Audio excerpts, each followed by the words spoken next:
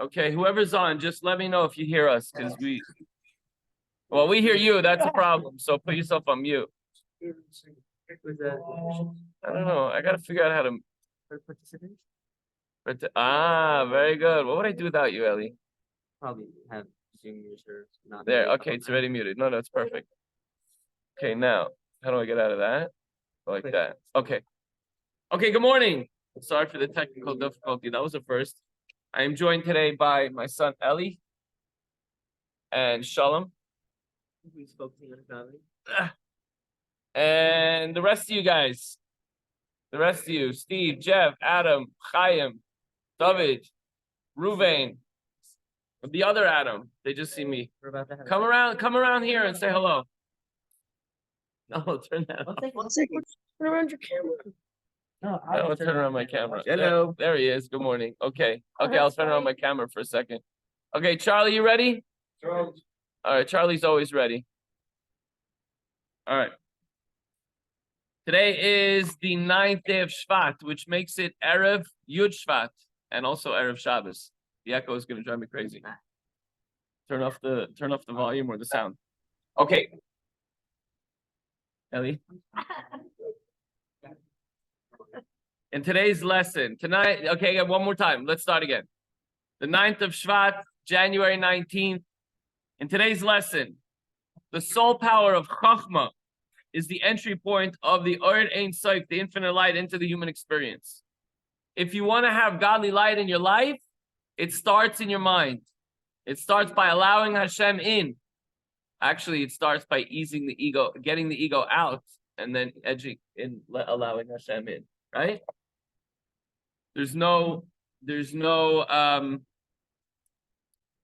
for Hashem so long as there's ego. Move that chair a little bit. Now, it is the undefinable core point of the neshama from which everything flows. This is equally inherent in every Jew, as we explained yesterday and the day before. We were talking about the inheritance from our forefathers, Avraham, Yitzchak, and Yaakov, that gives us the love and fear of Hashem automatically. Yes, there's a certain level that we have to work on, but there is an automatic love and fear of Hashem that we all get from our forefathers. It is this point that's an inseparable bond of love which exists for every Jew. Even people that are not doing what they're supposed to do, even rebels, even people that are going the opposite of what Hashem wants, would give their life to hold on to this innate love that we received from our forefathers all the way down the chain through the generations. So returning to the original point, that every Yid has a neshama, which stems from the holy spheres, the holy chain, and that ultimately each soul is animated by the light of the Ein Sof, by the light of the eternal light of Hashem, by way of the soul's faculty of Chachma. The Alter Rebbe now goes on to explain why it is Chachma that is the original recipient of the light of Ein Sof. It doesn't come through the heart, rather it goes through the thought. The explanation is based on a discussion of the nature of the soul's faculty of wisdom, which now follows. I think the sound is getting picked up, so you guys gotta shh. Okay? The Chachma, which, as we explained in chapter 3, is the initial flash of intellect, the glimmer of an idea. When we talk about Chabad, Chachma, Bina, Das. Chachma is the initial concept that enters our mind. And then Bina, to Lahavin, is to think about it, to really understand it well. And Das is when it becomes a part of you, when you thoroughly understand something that you don't have to even concentrate on it, it's automatic and it becomes a part of your system. So Chachma is the initial flash, the source of intellect and comprehension, which first begins to emerge in the faculty of Bina. As we explained there, Bina represents the ability to grasp the idea and all its details and ramifications. So Chachma v'hi l'mayla mehabina shehu havanas hasecha v'asaga. Chachma is higher than Bina. Chachma is the initial idea which enters your mind. Chachma hi l'mayla mehavana v'asaga v'hi makar lahem. So if we want to think about Hashem, Where does it initiate? The flash that enters your mind, it starts in your mind. It starts in your chachma, and your wisdom, that this idea that I have. I want to start to comprehend Hashem. So first it enters your mind, and then when we meditate on it, which we've been discussing, how we have to meditate on the greatness of Hashem. That's a level of love and fear of Hashem that we could all have. But that's Bina. So Chachma is the higher level. It's higher than Bina. It's higher than comprehension and understanding. Chachma is the source of intelligence and comprehension, and is connected to all the other faculties, because that's the starting point. It is this latter aspect of Chachma that enables us to suffuse the entire soul, as stated earlier, and in its active state to affect even one's thought and speech and action. So when you see something, you're like, oh, you see something, you right away. Let's say you see something that's shocking to you. Take a step back. What is that? And it affects you completely. The same way for the good. The same way when there's a flash of divine inspiration, like, I want to just go and learn, but how? I don't know Hebrew. I don't understand what it's saying. But that initial flash is inspirational, godly light that enters us through our chachma. Yeah, you hear concepts maybe you never heard before. You're like, oh, that's interesting to me. Now I want to understand it. That's Bina. That comes later. Zeh lashon chachma koyach ma. This is the etymological composition of the word chachma indicates two separate things. Chachma contains two words. Koyach, like you take the words, the first two letters, switch them around, and you have chaf ches, which is koyach. The faculty koyach literally means the strength, the power of ma, of what? So what is this? Koyach ma. What's going on here? I want to try to understand it. Again, chachma is, what is this? Yet it is a faculty which cannot yet be comprehended or grasped by the intellect. You're left with a question, but at least there's something there. Chachma, what is this? What's going on? You hear a noise. What's going on? Is there something going on over there? It's oh no, I didn't hear a noise. I'm not hearing noises in my head. But in case you do, you want to know what it is. So you don't know what it is, you don't know how to understand it yet, but you know there's something there. For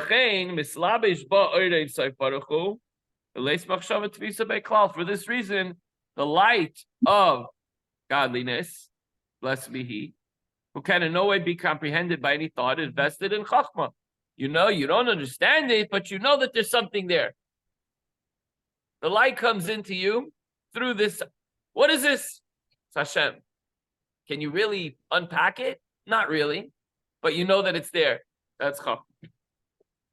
V'lachein kol Yisrael afilu hanoshim ba'amei haaretz heim ma'aminim b'Hashem ve'emunah hi l'mayla min hadas v'hasaga. Hence, all Jews, every man, woman, and child, even simple people who have no knowledge of Hashem's greatness, believe in Hashem, since faith in Hashem is beyond understanding and comprehension. Faith represents the ability to grasp that which the intellect cannot. There's a video that's going around of this young man who is heading to the rave in South Israel. There was I don't have all this. Guys, I don't keep all this. I look at, we'll explain after. It'll be too distracting. There was a video of a young man who was on the way to the rave, and unfortunately his life was taken. You know, his life was, we talk about Mesiras Nefesh, giving up our life for self-sacrifice for the name of Hashem. This is the epitome of that. He was heading to the rave, and he was singing a song about the neshama. He must have come from a more traditional religious home, or he just liked the song. I don't know him. I don't know the background to the story, but he was singing, Neshama shenasata bi tahirahi. The neshama that you have put in me, that's holy and pure. And within a matter of hours, you know, I don't know exactly the timeline, but he was murdered. Why? Because he was a Jew with a soul. Somehow, his soul connection was very, very strong. And that really epitomizes all the neshamas that were taken that day. And any soul that was taken throughout the history of our people that were taken just by the very fact that they're a Jew. And that's what it says here. Every single Jew, even if you have no knowledge of God's greatness, believe in Hashem. This young man was not Shabbos observant. It was on Shabbos. It was on the holiday. They were driving in the car. They were listening to music. But they believe in Hashem since faith is beyond understanding and comprehension. Meaning faith represents the ability to grasp that which the intellect is not. For as the pasuk says, the fool believes everything, but the clever man understands. That is, the fool lacking understanding doesn't mean we're foolish. It just means we lack complete understanding of the subject. And in essence, nobody truly understands nobody understands Hashem. It's impossible. But the fool lacking understanding grasps every subject through the medium of faith. We may be foolish in regards to truly understanding what Hashem is, but we have faith and believe that Hashem exists, that Hashem is very much a part of our lives. And however so when dealing with Hashem, which is essentially beyond comprehension, there's no other approach, as the Alter Rebbe goes on to say, it has to be faith-based. God is higher than intellect and knowledge. No thought can comprehend him. All men are like fools before him, and they can therefore grasp him only through faith. Don't think for a moment that someone else is smarter than me. He probably understands Hashem better. No. In that regard, we're all fools. We can only connect to Hashem through faith alone. Through our neshama, and through our inheritance from our forefathers. As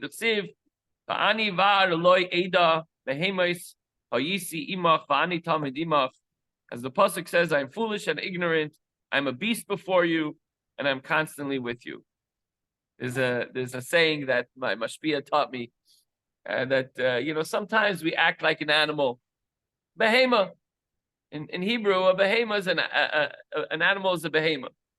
So you say, listen, talk to yourself in the mirror. You say, listen, you're a behema, but you're the Rebbe's behema. You could do his mission for him, and don't be deterred. If you're not a behema, then you'll be too shy. Maybe you're not going to go do it. Be a behema, be strong, and be powerful. You could schlep a lot more than any human being can. Du bist a behema, aber der Rebbe is behema. Kileimar, shabazeh shani varu behema ani tamid imach.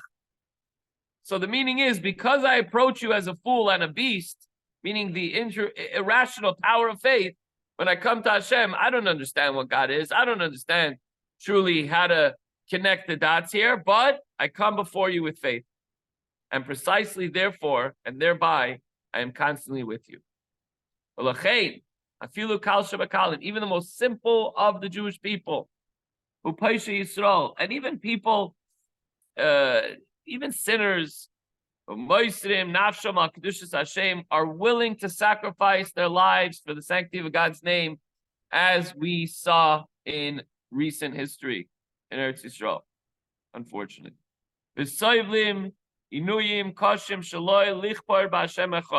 was a soldier, he's a soldier, but at that time he was just a civilian in Kibbutz Be'eri. Him and his girlfriend hid in a bathroom for many hours, 6 hours. They were in one little tiny bathroom, and they were shooting all around them. There was RPGs, rockets hitting buildings, and shooting going on constantly.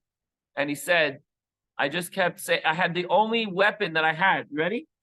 He says, the only weapon that I had with me was Shema Yisrael Hashem Elokeinu Hashem Echad. And he said, I kept repeating that over and over and over. Shema Yisrael Hashem Elokeinu Hashem Echad. Shema Yisrael Hashem Elokeinu Hashem Echad. And then he said, after he got out, at some point they heard the Israeli soldiers and whatever.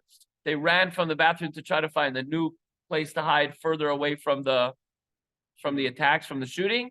And he found a little ring For some reason, whatever it was, as he was running, there was a little shiny thing and it caught his attention. He picked it up. It was a ring, and engraved around the ring was Shema Yisrael Hashem Elokeinu Hashem Echad. And he held it up to the camera to show that there's a video. You can look it up, please.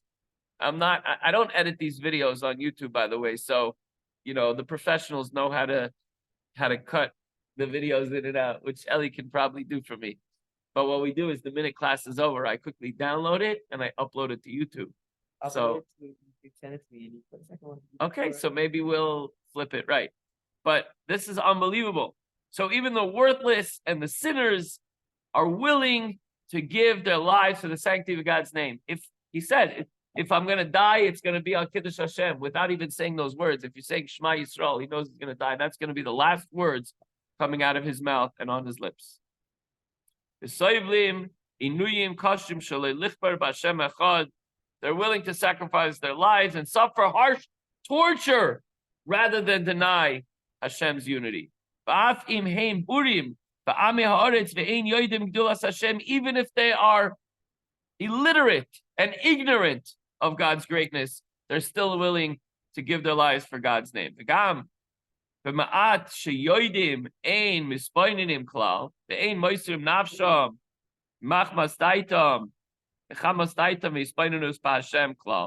Even the little knowledge they do, which they may possess, is not what motivates them. They may know a little bit of Torah and mitzvahs, but that's not what motivates them. Where they don't delve into it at all. When their lives are at stake, they don't think, oh, let me think what I learned when I was a kid about Hashem. All they do is say, Shema Yisrael, I'm ready to give my life. So that by no means does their self-sacrifice result from any knowledge or contemplation of Hashem. Rather, Ella, Belishum das Vispainunus Raki Iluhu Davar She'efshar Klal Lichbar B'Hashem Echad. They're prepared to sacrifice their lives without any knowledge or reflection. There are numerous stories that came out after those attacks on October 7th of people that were holed up, and all they said was just Shema Yisrael over and over and over. There was one woman who said, there was a clip from a Holocaust survivor where she was talking about the October 7th attack, and then she said when she was a little girl, they were holed up in like a barn or something, and when the Germans were coming around, she was saying the only Jewish words she knew, Baruch atah Hashem Elokeinu melech haolam hamoitzi lechem min haaretz. Baruch atah Hashem Elokeinu melech haolam hamoitzi lechem min haaretz. And she just kept saying, hamoitzi lechem min haaretz, hamoitzi lechem min haaretz. So we're thanking Hashem for giving us bread from the ground. That's all she knew. She couldn't, in her frozen state of fear, she couldn't think of the Shema Yisrael. She was saying, thank you, Hashem, for giving us bread from the ground. And then she said after she survived, for the rest of her life, she always cherished the mitzvah. She would wash her hands and dafka look to wash and say Hamaitzi lechem min haaretz, because that was the faith that saved her in the most horrific time. So without any thought process, it was the bread of faith. The bread of faith, thank you. The bread of faith is actually Pesach, but that was the real bread of faith, as Alti just mentioned. But my Sid is talking. Rather, they're prepared to sacrifice their life without any knowledge or reflection, but as though it were absolutely impossible to renounce the one God. Again, we're almost done with the class. I just want to bring up, if you know the story of Daniel Pearl, and not to get into the gory details, it was horrific, painful for anybody who remembers and experienced it. Some of us too much. And it was really, really the most unbelievable, terrible situation where this reporter, who was a Jew, who was not a practicing Jew, and was not exactly an advocate for the Jewish cause. That wasn't his purpose. He was caught by Islamic jihadists, and Nebuch, they killed him in a horrific way. But right before they killed him, they asked him to convert to Islam. And his last words on earth was, I was born a Jew and I'll die a Jew. And I believe he said, Shema Yisrael, Hashem Elokeinu Hashem Echad. And that's it. Think about it. He wasn't thinking, you know what? Maybe if he wasn't thinking about he wasn't thinking about Baruch Hu Hashem Barach that he learned when he was a kid, bar mitzvah. He wasn't thinking about the parsha of his bar mitzvah. He wasn't thinking about, going to synagogue on Yom Kippur or reading from the Torah, anything like that. He was simply thinking, I was born a Jew, I'll die a Jew. There was no thought process other than to connect his soul with HaKadosh Baruch Hu. And by the way, you could argue in maybe a theoretical or theological, or I don't know if that's the right terminology, but in some kind of a philosophical is probably more appropriate. Adam and I, we could sit down and argue that, well, if a guy comes over to you with a gun and says, hey, if you bow down to this idol, maybe I will, so that I could live to see another day, and I could say, I'm sorry, Hashem, and everything else. The Alter Rebbe is pointing out something very important, that when you discuss it in a conversation and in an argument, say whatever you want. But when push comes to shove, and the bullets are flying, and you're being targeted solely because you're a Jew, that's when the faith comes out. That's when the neshama shines the brightest, and that's when the Shema Yisrael Hashem Elokeinu Hashem Echad will be on every Jew's lips. And even if they don't know those words, the soul will shout those words from the hilltops. Without any reason or rational argument whatsoever. It'll just be just because I'm a Jew. I was born a Jew and I'll die a Jew. That's it. Simple faith. By the way, this doesn't say it here. I'm just going to add, the Jewish people are called believers, the children of believers. That's it. Simple faith. Why? Because Hashem illuminates and animates the entire soul. Al-Bali, Islabshusay, V'chinas Chachma Shaba, Shila Maila Min Adas, V'aseichel HaMusig Muban. Through being clothed in the faculty of Chachma, it's just this concept, just the concept alone, the simple faith of a Jew. Not an understanding of Hashem and the way the world works and the way Hashem, animates everything and is incorporated in everything. No, just a simple faith that there is Hashem, which is beyond any graspable knowledge or intellect. Since the light of Ein Sof is vested in every Jew's soul, everyone, regardless of his level of knowledge, is prepared to sacrifice his life or his or her life for the faith in Hashem. And that's it. End of story. So the takeaway for today is when our faith is tested, we will stand strong. We don't know it yet. And we should never be faced with this. Chas v'shalom. Nothing and no one will ever stop you because God is shining in your heart. So I want to say thank you to Shalom and to Eli for joining us today. I want to wish everyone a good Shabbos.